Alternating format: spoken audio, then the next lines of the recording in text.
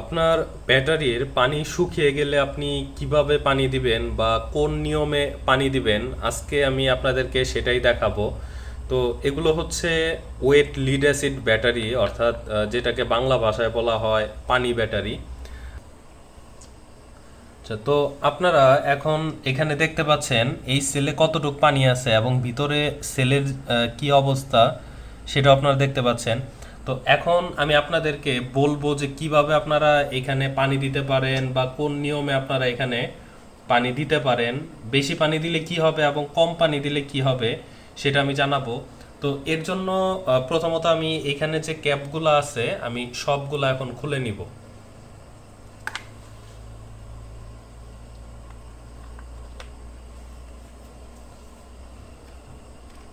তো এই ব্যাটারিগুলোতে টোটাল 6টা সেল থাকে। তো এখানে 6টা সেল থাকার বেশ বড় একটা কারণ আছে। কারণ হচ্ছে এখানে চাইলে তারা 2টা বা 3টা সেল দিয়ে একটা এরকম লিড অ্যাসিড ব্যাটারি তারা বানাতে পারতো না। এর জন্যই মূলত হচ্ছে এখানে 6টা সেল। তো এইখানে যে প্রতিটা ঘর আছে এই একটা ঘরে সর্বোচ্চ 2 ভোল্ট পর্যন্ত তারা বানাইতে পারবে, অর্থাৎ 2 ভোল্টের উপরে, কিন্তু এটার যে বেসিক বা জেনেরিক সেটা হচ্ছে সর্বোচ্চ 2 ভোল্ট। এর উপরে কখনোই এটা যাবে না। অর্থাৎ আপনি চাইলে এটাতে 3-4 ভোল্ট করতে পারবেন না। এটা হচ্ছে রাসায়নিক একটা সীমাবদ্ধতা বা এটা বলতে পারেন প্রাকৃতিক একটা সীমাবদ্ধতা। এই জন্য এখানে আপনারা দেখবেন এরকম ব্যাটারিতে অল টাইম 6টা করে হোল থাকে, অর্থাৎ 6টা সেল থাকে। 6টা সেল সিরিজ করে এরপরে এটাকে 12 ভোল্টের একটা ব্যাটারি প্যাক বানানো হয়।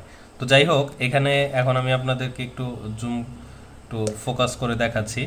তো এই যে এখানে ব্যাটারির এই পর্যন্ত পানি আছে। তো আপনারা যদি আরেকটু লক্ষ্য করেন দেখতে পারবেন ওইখানে পানির যে লেভেলটা আছে, তো ওইখানে আপনারা দেখলে বুঝতে পারবেন পানি এখন কোন পর্যায়ে আছে। সেমভাবে আমি এটার যদি পানি দেখাই,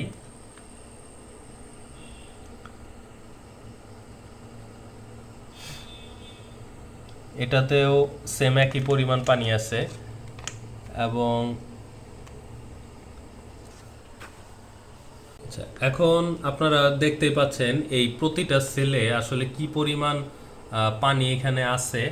তো আমার এই ব্যাটারিটার বর্তমানে কি অবস্থা সেটা আপনারা আগের ভিডিওগুলো দেখলেই বুঝতে পারবেন, অলরেডি যারা দেখেছেন তারা জানেন। তো এই ব্যাটারির যে সেল, এই সেলে এই পর্যন্ত কোনো দিন পানি শুকায়নি। তো ব্যাটারির পানির শুকানোজনিত কারণে এই ব্যাটারিটা নষ্ট হয়নি। তো আজকের ভিডিওতে আমি আপনাদেরকে যেটা জানাবো সেটা হচ্ছে আপনি আসলে কিভাবে পানি দিবেন, বেশি পানি দিলে কি হবে এবং কম পানি দিলে কি হবে সেটাই। তো এখানে আমি এই সেলটা আপনাদেরকে একটু দেখাই। এই সেলটা থেকেই এই সেলের নিচের দিক পর্যন্ত, অর্থাৎ এখানে যে প্লাস্টিকটা দেখতে পাচ্ছেন আপনারা, এই যে উপরের যে লাল প্লাস্টিকটা, এই প্লাস্টিকের একটু উপর পর্যন্ত পানি আছে। এবং এর যে সাইডে এই যে দেখেন মাত্র একটা বাবল গেল, তো এই দিক দিয়ে একটা ফাঁকা আছে এবং ওই যে ওই সাইডেও একটা ফাঁকা আছে। এবং সেই সাথে হচ্ছে এইখানে এখানে ঠিক বোঝা যাবে না, যাই হোক, এই যে আমি একটু এদিক দিয়ে আপনাদেরকে দেখানোর চেষ্টা করি। এই যে এইখানে ধরেন সাপোজ এই যে এটা হচ্ছে একটা সেল, এরপরে এইটা একটা সেল। তো এই সম্পূর্ণ একটা সেলে, একটা সম্পূর্ণ সেলের এদিক দিয়ে বুদবুদ উঠে, এদিক দিয়ে বুদবুদ উঠে, এদিক দিয়ে বুদবুদ উঠে। তো এই বুদবুদগুলো কিন্তু ওই যে যে আমি দেখালাম আপনাদেরকে একটু আগে, এই যে একটু আগে যে আপনাদেরকে বুদবুদটা বা ওই যে দুই সাইজের যে দুইটা ফাঁকা আছে, এই ফাঁকা দিয়ে এই বুদবুদগুলো এইদিকে আসে, এদিকে এসে এরপর যে ক্যাপ আছে এই ক্যাপের উপরে দেখবেন একটা ফোঁটা আছে, এই ফোঁটা দিয়ে বাতাসগুলো বের হয়। তো এগুলো হচ্ছে হাইড্রোজেন গ্যাস। তো এই হাইড্রোজেন গ্যাসগুলো এরকমভাবে বের হয়ে যায়। এখন বিষয় হচ্ছে আপনি এখানে কিভাবে পানি দিবেন। পানিটা আপনি ওইখানে যে লাল প্লাস্টিকটা দেখতে পাচ্ছেন, ওই লাল প্লাস্টিক পর্যন্ত আপনি পানি দিবেন। এমনভাবে পানি দিবেন না যেন ওইখানের যে এখানে যে কাটা অংশটা আছে, এই কাটা অংশটা আপনি ফুল ফিল আপ করে ফেলবেন না। আপনি চেষ্টা করবেন 4/1 থেকে 1.5 ভাগ পর্যন্ত আপনি এখানে পানি দিবেন। এর উপরে আপনার পানি দেওয়ার দরকার নাই। আমি এগুলো খুলছি, এদিক দিয়ে মোটামুটি একটা গ্যাস বের হচ্ছে। তো যাই হোক, আপনাদের জন্য আমার এটা খুলতে হয়েছে। তো আপনারা এইখানে এইরকম ভাবেই পানিগুলো দিবেন। এখন আপনি বেশি যদি পানি দেন তাহলে এই পানিগুলো গ্যাসগুলো এদিক দিয়ে আসতে পারবে না। তো তখন এটা ব্যাটারির জন্য একটা সমস্যা। এবং আরো হচ্ছে, যখন ব্যাটারিটা চার্জ হয় তখন কিন্তু মাইক্রো যে বাবলগুলো আছে, একটু আগে আপনারা যে বাবলটা দেখছেন ওই রকম কিন্তু প্রচুর বাবল হবে। তো ওই বাবলগুলো যখন একটু বড় বড় হবে তখন এই দিক দিয়ে আস্তে আস্তে আস্তে আস্তে করে এই ক্যাপের উপর দিয়ে পানিগুলা চলে আসবে। তো এদিক দিয়ে আস্তে আস্তে পানিগুলা পড়বে। তো আপনি পানি দিছেন ব্যাটারির হেল্পের জন্য, ব্যাটারির হেলথের জন্য, ব্যাটারির সেলগুলো যেন ভালো থাকে এই জন্য। ব্যাটারির পানি যদি পড়েই যায় তাহলে কিন্তু এখানে আপনার কোনো লাভ নেই। সেই জন্য আপনি ওই পরিমাণ পর্যন্ত পানি দিবেন। এরকম ভাবে আপনি প্রত্যেকটা সেলে পানি দিবেন। এখন কথা হচ্ছে, এই পর্যন্ত আপনারা যে ভিডিওগুলো দেখছেন সেই ভিডিওগুলোতে আপনাদেরকে দেখাইছে বা আপনারা জানেন যে একটা ফানেল থাকে, ফানেল দিয়ে এরপর কোনো একটা বোতল দিয়ে এরপর আপনারা পানি ঢেলে দেন। তো আমার কথা হচ্ছে আপনারা এরকমটা করবেন না। আমি কি করি সেটা আমি আপনাদেরকে দেখাচ্ছি। আমি বাজার থেকে এইরকম একটা সিরিঞ্জ কিনে আনছি। এই সিরিঞ্জটা হচ্ছে 60 ml, অর্থাৎ এটা 60 ml লেখা থাকলেও মূলত হচ্ছে এটা 50 ml এর একটা সিরিঞ্জ। তো এই সিরিঞ্জ দিয়ে আমি পানি দেই। এখন এই যে দেখেন পানি আছে, তো এই সিরিঞ্জ দিয়ে আমি পানি দেই।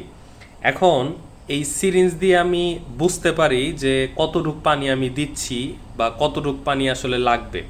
তবে দেখা যায় আমি সাপোজ আমার এখানে এখন পানি দিতে হবে, আমি এই সেলে দিলাম 20 ml, এই সেলে দিলাম 20 ml, এটাতে আমার কাছে মনে হচ্ছে এটার পানি কিছুটা কমে গেছে, সেক্ষেত্রে আমি এখানে 25 ml দিলাম, বাকিগুলোতে 20 ml 20 ml। তার মানে হচ্ছে আমি প্রত্যেকটা সেলে কিন্তু সেম পানি দিলাম।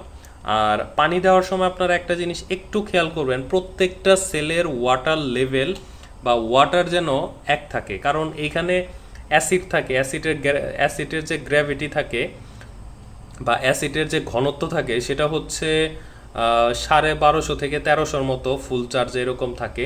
তো এটার যদি কম বেশি হয় তাহলে সে চার্জ ধরে রাখতে পারবে না, কারণ এই মূলত এই ব্যাটারিগুলো চার্জ ধরেই রাখে এই রাসায়নিক বিক্রিয়ার মাধ্যমে।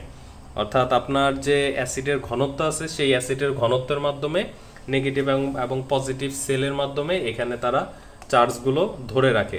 এই জন্য আপনি পানি দেওয়ার সময় অবশ্যই এই বিষয়গুলো খেয়াল রাখবেন।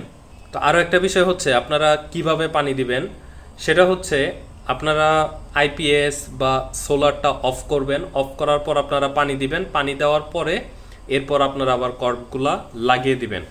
আর অবশ্যই আপনাদেরকে একটা কথা বলে রাখি, আপনাদের যে এই যে এরকম ক্যাপগুলো আছে বা কর্কগুলো আছে, এগুলা অবশ্যই এনশিওর হবেন যেন আপনার এদিক দিয়ে বাতাস চলাচল করে বা এগুলাতে ময়লা ঢুকে কোনোভাবে এটা বন্ধ হয়ে যায়নি। তো এই জন্য আপনি একটা কাজ করতে পারেন, এখানে একটা মোটা পিন বা সুই দিয়ে আপনি এই ছিদ্রগুলা একটু চেক করে নেবেন। তো এতে করে আপনার ব্যাটারি হেলথটা ভালো থাকে, ব্যাটারি থেকে কিন্তু গ্যাস বের হয়। একটু আগে আমি আপনাদের সাথে যেটা শেয়ার করছি যে আমি এদিক দিয়ে খুলছিলাম কিন্তু এদিক দিয়ে আমি একটা গন্ধ পাইছি। তো যখন আমি এই ব্যাটারিটা সোলারের সাথে কানেক্ট করি সেই দিন যে কি পরিমাণ এটা থেকে গন্ধ বের হইছে, আমি আসলে নিজেও অবাক হয়ে গেছিলাম যে ব্যাটারি থেকে আসলে এত পরিমাণ গন্ধ বের হইতে পারে। কারণ ব্যাটারিটা চার্জ ধরে রাখতে পারছিল না, প্রচুর পরিমাণে এই ব্যাটারির এই সেলগুলো গরম হচ্ছিল। শুধুমাত্র একটা সেল গরম হয় নাই, মোটামুটি প্রায় 2 থেকে 3টা সেলের মতো প্রচুর পরিমাণে গরম হয়েছে। আমি এই যে এই সাইড দিয়ে একদমই হাত দিয়ে ধরে রাখতে পারি নাই, এত পরিমাণ এগুলা গরম হয়েছে। তো এখন পর্যন্ত এখান থেকে গ্যাস বের হচ্ছে, আমি এটা লাগিয়ে রাখি। আর আমি খুব শীঘ্রই এই ব্যাটারিটাও বিক্রি করে দিব, কারণ এই ব্যাটারি ঘরে রেখে এই হাইড্রোজেন গ্যাস খাওয়ার কোনো ইচ্ছা আমার নাই। আর অন্যদিকে এখন আইপিএস এর মাধ্যমে এই যে এই ব্যাটারিটা চার্জ হচ্ছে, যেহেতু দিনের বেলা আজকে রোদ ছিল না এবং আমার লোডটা তুলনামূলক অনেক বেশি ছিল,